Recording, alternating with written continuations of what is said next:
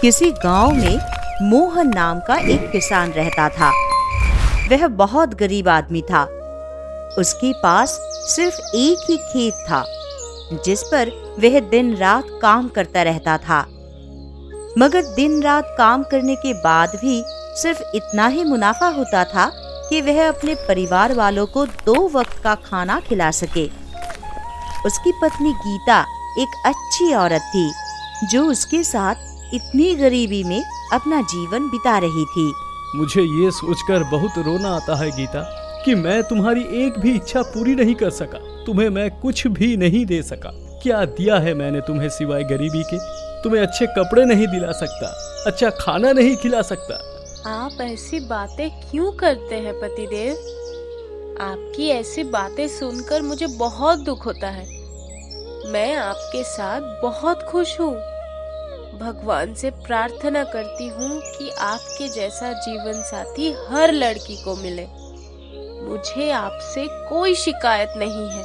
कहने को तो गीता ने ऐसा कह दिया था, मगर उसके मन में भी बहुत सारी इच्छाएं थी। हर औरत को अच्छे कपड़े और गहने पहनने का शौक होता है। गीता को भी था। आपसे एक बात कहना चाहती हूँ, मगर फिर ये सोचकर चुप हो जाती हूँ कि आप पर बोझ डालूंगी तो आप चिंतित हो जाएंगे, और मैं आपको परेशान नहीं करना चाहती। जो कहना चाहती हो गीता कहो। मैं जानता हूँ कि तुम वही बात कहना चाह रही होगी जो बहुत जरूरी होगी। तुम्हारा मकसद मुझे परेशान करना नहीं है। मुझे अपनी कोई परवाह नहीं है। पतिदेव, मैं गर्मी में भी गुजारा कर सकती हूँ, मगर ये छोटे छोटे बच्चे ये गर्मी की वजह से बहुत परेशान होते हैं। ये सुख की नींद भी नहीं सो सकते। इनके पूरे शरीर पर गर्मी के कारण दाने निकल आए हैं। आप इनकी हालत देखें। ये सब देखकर तो मैं भी बहुत उदास हो जाता हूँ गीता। क्या करूँ मैं? अपने परिवार को सुख भी नहीं दे सकता। उन्हें तेज गर्मी भी सहन करनी पड़ती है और कड़कड़ाती सर्दी भी। मैं गर्मी में उनके लिए एक छोटा सा पंखा भी नहीं ला सकता। यही बात मैं आपसे कहना चाहती थी। ऐसा है कि जमींदार जी की पत्नी को एक काम वाली की जरूरत है। अगर आप मुझे इजाजत दे तो मैं उनके घर में काम करने चली जाऊं। सिर्फ 1 महीने की ही तो बात है। 1 महीने में उनके घर में काम करूंगी तो जो पैसे मिलेंगे उससे आप पंखा ले आइएगा। बच्चे सूख के नींद तो सो सकेंगे। नहीं गीता, मैं तुम्हें किसी के घर में काम करने की इजाजत नहीं दे सकता। जमींदारनी जी के घर में तो बिल्कुल भी नहीं। वो तो अपनी नौकरानियों के साथ बहुत बुरा व्यवहार करती है। मैं नहीं चाहता कि वो तुम्हें भी बुरा भला कहें। अपने बच्चों के लिए इंसान को बहुत कुछ सहन करना पड़ता है। अब बिल्कुल भी चिंता मत करें। मैं सिर्फ 1 महीने वहाँ काम करूंगी, और फिर जब मेरे पास पंख के लिए पैसे इकट्ठा हो जाएंगे तो मैं काम करना छोड़ दूंगी। ठीक है गीता, अगर तुम्हारी यही इच्छा है तो मैं तुम्हें मना नहीं करूंगा।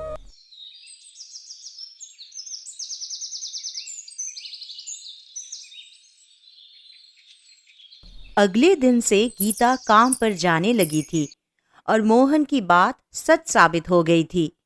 जमींदारनी जी से छोटी छोटी बातों पर डांट दिया करती थी। अरे ये क्या गीता, तुमने खाने में इतना तेज नमक डाल दिया है? क्या नमक मुफ्त का आता है? जमींदार जी बहुत गुस्सा कर रहे थे। गलती हो गई जमींदारनी जी, आइंदा से मैं ध्यान रखूंगी। गीता कांच के बर्तन धो रही थी। तुम अहनियत से बर्तन धोना। अगर ये कांच के बर्तन टूट गए तो मैं तुम्हारी तनख्वाह से पैसे काट लूंगी। तुमने कहाँ देखे होंगे अपने घर में कांच के बर्तन? मैंने कांच के बर्तन इस्तेमाल तो नहीं किए, मगर मुझे इतना पता है कि बहुत महंगे आते हैं। इसीलिए मैं इन्हें बहुत सावधानी से धोऊंगी ताकि ये बिल्कुल भी न टूटे। उसी समय गीता की नजर सामने छिपकली पर पड़ी तो उसके मुंह से चीख निकल आई और वो गिलास भी उसके हाथ से छूटकर नीचे जा गिरा। अरे ये क्या किया तुमने मनहूस, तुमने ये गिलास तोड़ दिया। इतना कीमती गिलास था ये। अब मैं तुम्हारी आधी तनख्वाह काट लूंगी। अरे ये तो मेरी तनख्वाह काट लेगी। अब मैं क्या करूं? अब 1 महीना और मुझे यहाँ काम करना पड़ेगा ताकि बैंक के लिए पैसे इकट्ठा कर सकूं। इस औरत को तो मैं 1 दिन भी सहन नहीं कर सकती और अब 1 महीना यहाँ पर मुझे रुकना पड़ेगा। दूसरी तरफ मोहन भी दिन रात अपने खेतों में काम करता रहता। कड़ी धूप में भी वह खेतों में व्यस्त रहता और रात तक भी यही काम करता रहता। भगवान से प्रार्थना है कि इस बार बारिश अच्छी से हो जाए ताकि फसल अच्छी हो जाए। पिछली बार बहुत तेज बारिश हुई थी, इसलिए गांव के सभी लोगों की फसलें बहुत खराब हो गई थी। ऊपर वाला सब बेहतर करेगा, आप चिंता मत करें। हमारे भी हालत बदल जाएंगे। समय कभी भी एक जैसा नहीं रहता। पूरी रात गीता अपने बच्चों को हाथ से पंखा झलती रही, जबकि मोहन दुख से अपनी पत्नी को देखता रहा। मैं अपनी पत्नी को आज तक कोई खुशी नहीं दे सका, मगर अब मैं उसके लिए जो भी होगा करूंगा। अब मैं दिन को खेतों में काम करूंगा तो रात को मजदूरी के लिए कहीं पे चला जाया करूंगा। जब तक फसल पककर तैयार नहीं होती, मैं तब तक हाथ पे हाथ रखकर नहीं बैठ सकता। अब मैं गीता को मना कर दूंगा कि वह जमींदारनी के घर में काम के लिए ना जाए। अगले दिन मोहन ने गीता को मना कर दिया था। गीता, अब से तुम काम पर नहीं जाओगी, बल्कि आज से मैं शाम को कोई और काम किया करूंगा। ऐसा मत कहे पतिदेव, आप इतनी ज्यादा मेहनत करेंगे तो थक जाया करेंगे। तुम मेरी चिंता मत करो गीता, मैं अपने बच्चों और तुम्हारी खुशी के लिए जो भी करना पड़े करूंगा। बस तुम आज ही जमींदारनी को बता दो कि तुम कल से काम पर नहीं होगी। गीता जब जमींदारनी जी के पास गई तो वह उसका इंतजार कर रही थी। आज अच्छे से खाना बनाना गीता, आज बहुत खास मेहमान आने वाले हैं। मैं आज से काम पर नहीं आऊंगी जमींदारनी जी। मेरे पति ने मुझे मना कर दिया है। वो कह रहे हैं कि मैं ज्यादा काम किया करूंगा मगर तुम किसी के घर काम नहीं करोगी। इसीलिए मेरे जो भी पैसे बनते हैं वो आप मुझे दे दे। जमींदारनी अपनी मन में बोली, अरे ये गीता तो बहुत अच्छा काम करती थी, इसके हाथ में इतना स्वाद था। अगर ये काम छोड़कर चली जाएगी तो बाकी नौकरानियां तो अच्छा खाना नहीं बनाती। मुझे गीता को रोकना होगा। जमींदारनी अपने मन में गीता को रोकने का कोई विचार सोच रही थी। तभी उसके मन में एक बात आई तो वह मुस्कुराई। गीता, तुमने कहा था 1 महीना काम करोगी। अब 1 महीने से पहले तो तुम्हारी तनख्वाह नहीं मिलेगी।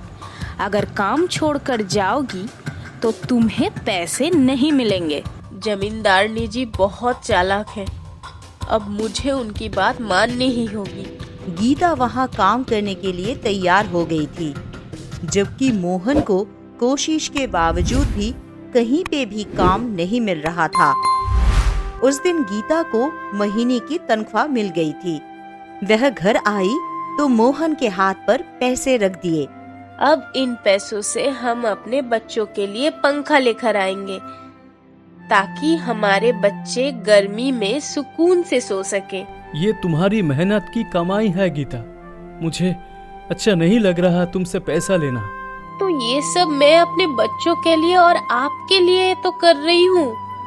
आप कुछ भी मत सोचें और जाकर अच्छा सा पंखा लेकर आइए। तुम मेरे साथ चलो और अपनी पसंद का पंखा ले लेना। दोनों पंखा लेने के लिए जब बाजार जाते हैं तो रास्ते में उन्हें कुछ लोग नजर आते हैं जो एक बूढ़े आदमी को मार रहे होते हैं। आसपास बहुत सारे लोग खड़े होकर तमाशा देख रहे होते हैं। अरे वो देखो, वो आदमी इस बूढ़े पर कितना अत्याचार कर रहे हैं। चलिए वहाँ पर हमें इस बूढ़े आदमी को इन जालिमों से छुड़वाना चाहिए, उसकी मदद करनी चाहिए। वह दोनों उस बूढ़े आदमी के पास आते हैं। मुझे मत मारो, मैं वादा करता हूँ कि तुम्हारे सारे पैसे वापस कर दूंगा। मैं एक गरीब आदमी हूँ, अभी मेरे पास पैसे नहीं है, मैं कहाँ से दूँ? क्या हुआ है बाबा जी? ये लोग आपको किस बात पर मार रहे हैं? आप पर इतना अत्याचार कर रहे हैं क्यों? बेटा, मैंने सेठ से ब्याज पर उधार लिया था और ये आदमी सेठ के हैं। इस बार मैं ब्याज दे नहीं पाया तो ये लोग मुझे मारने लगे। कृपया आप लोग इन्हें थोड़ी मोहलत दे दे। जब इनके पास पैसे होंगे तो ये आपका ब्याज दे देंगे। तुम्हें ज्यादा हमदर्दी हो रही हो तो तुम ही उनके पैसे दे दो। बेटा, मेरी मदद करो तो मैं इन्हें पैसे दे दूंगा, फिर जल्दी ही तुम्हारे पैसे भी वापस कर दूंगा। आप इनकी मदद करें, ये पैसे इन्हें दे दें। हमने इतना समय बिताया है, हम और इंतजार कर लेंगे। मैं 1 महीने काम करके फिर से पैसे इकट्ठे कर लूंगी। मेरे पास तो सिर्फ ये 500 रुपए है बाबा। बेटा, मैंने इनको 500 ही देना है, बाकी पैसे इन्हें बाद में दे दूंगा। वे आदमी पैसे लेकर वहां से चले गए थे। मोहन और गीता को बूढ़े आदमी से हमदर्दी हो रही थी। वह उन्हें अपने साथ घर ले आए। मैंने खाने में यही सब्जी बनाई है, बाबा जी आप भोजन कर ले। तुम दोनों बहुत अच्छे हो, गरीब हो मगर मन के सच्चे हो।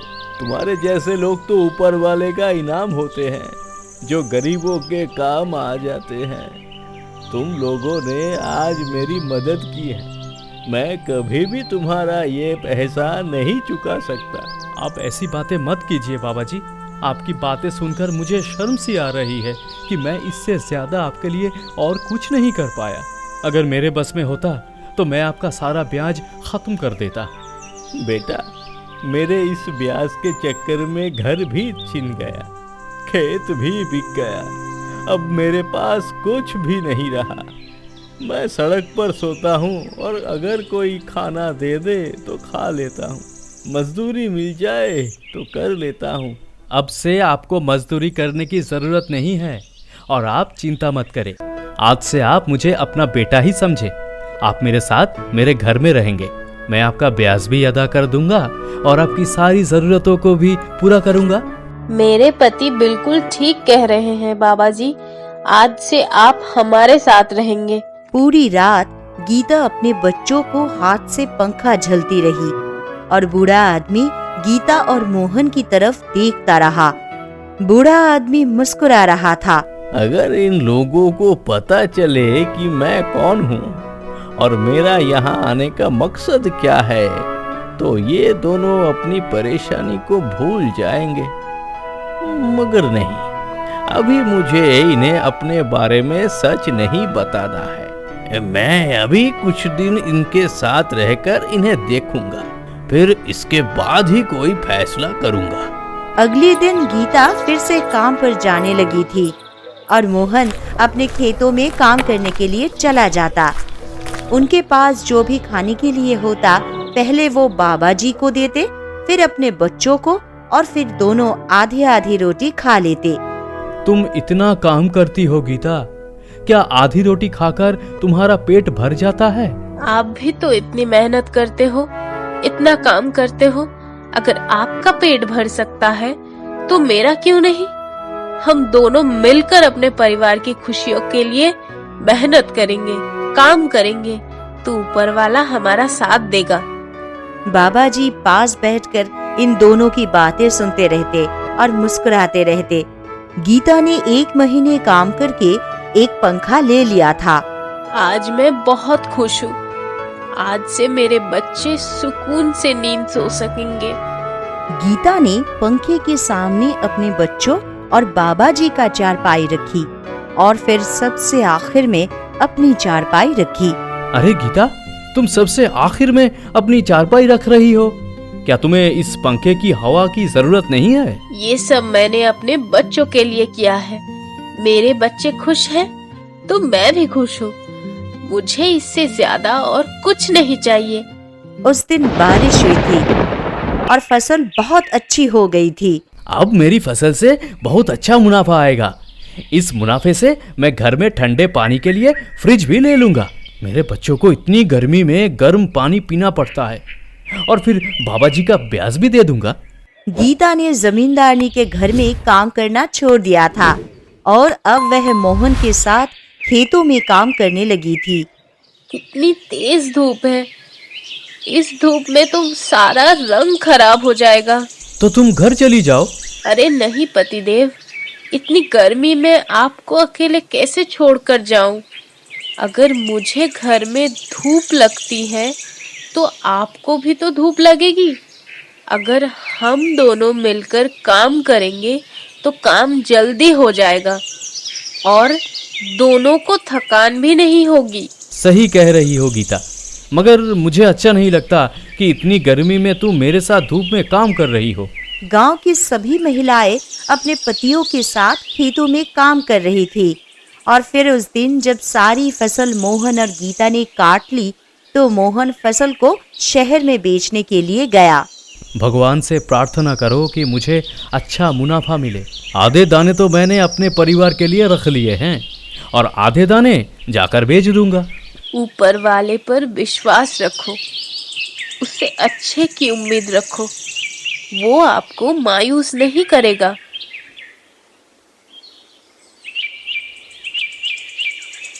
मोहन शहर में जा था। देखो गीता, मुझे कितना अच्छा मुनाफा मिला है। अब हम ठंडे पानी के लिए फ्रिज भी ले लेंगे और बाबा जी का उधार भी दे देंगे। कल इन लोगों ने कहा था कि वे आज आकर अपने पैसे ले जाएंगे। ठीक है, आप उन्हें आने दे, चिंता मत कीजिए। मैंने आपको अपना बेटा कहा है तो आपका बेटा ही बनकर दिखाऊंगा।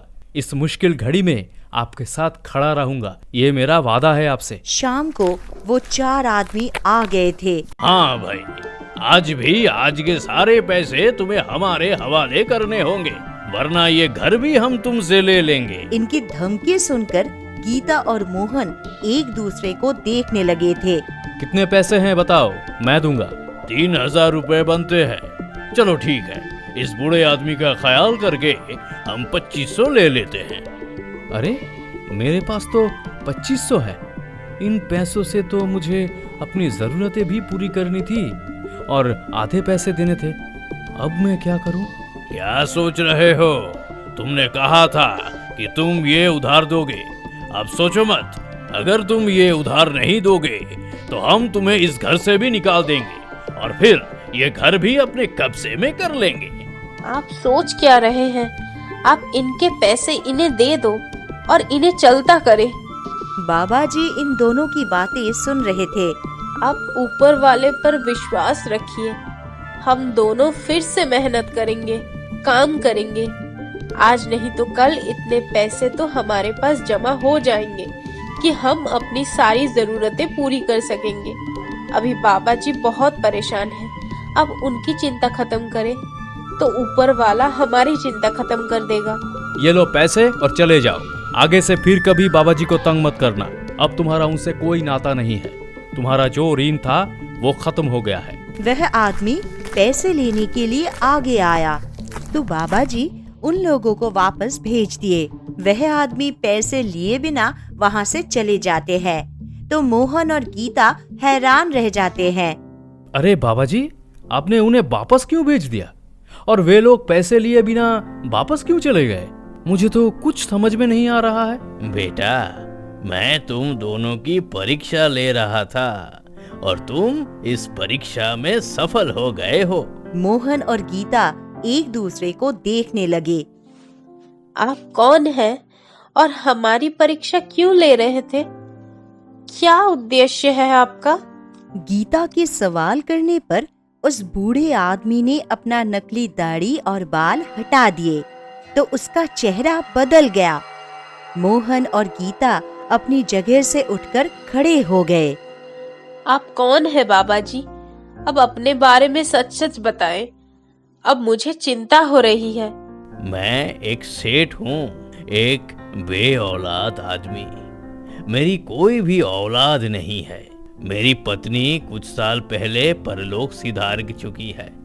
तब से मैं अकेला हूँ। मुझे भी एक बहुत खतरनाक बीमारी है। डॉक्टर ने मुझे बताया कि मेरे पास थोड़ा ही समय है, मैं थोड़ा ही समय जी सकता हूँ। तो फिर आपने अपना इलाज करवाने की कोशिश नहीं की? क्या आपके पास पैसे नहीं हैं? बेटा, मैं एक सेठ हूँ, बहुत धनवान हूँ। मेरे पास बहुत सारा पैसा है।